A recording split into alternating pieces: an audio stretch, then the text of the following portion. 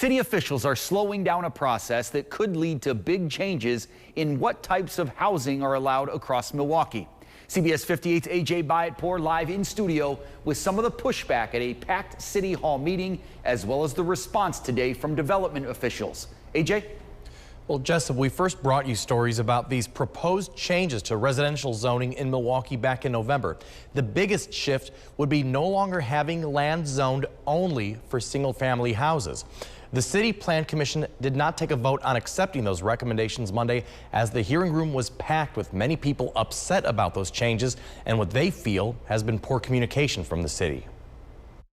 Who are you making this plan for, is my question, if you don't want to talk to us. Frustrated comments like those from Donnell Cross come up often at Monday's City Plan Commission meeting. We have not engaged our neighborhoods as effectively as we can, and had we, you wouldn't have a room full of people opposing it in this volume. One day later, the commissioner of Milwaukee's Department of City Development says he is listening to those neighborhood groups to sort of reinitiate the dialogue, and we'll gather some feedback from them, not just in terms of how they view the plan as it is now, but also additional recommendations from them. A key aspect of the growing MKE plan would be a shift away from land that is only zoned for single-family homes.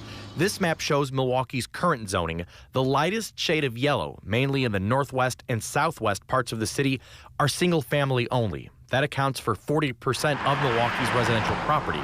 It means other kinds of homes like duplexes, fourplexes, or even row houses are not allowed in those areas. Some speakers and officials want to keep it that way. If you put a big old apartment next to my house, I'm not going to feel safe there. Alderman Russell Stamper put out a letter Tuesday saying in part, quote, single-family zoning has benefits and the vilification of it in growing MKE doesn't create more integration or opportunity. City development officials say such housing will still exist, but builders would have other options too.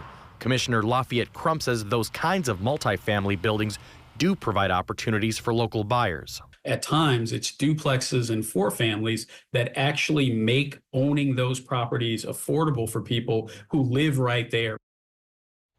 And Commissioner Crump says the city will hold additional public meetings where people can register their opinions on this plan.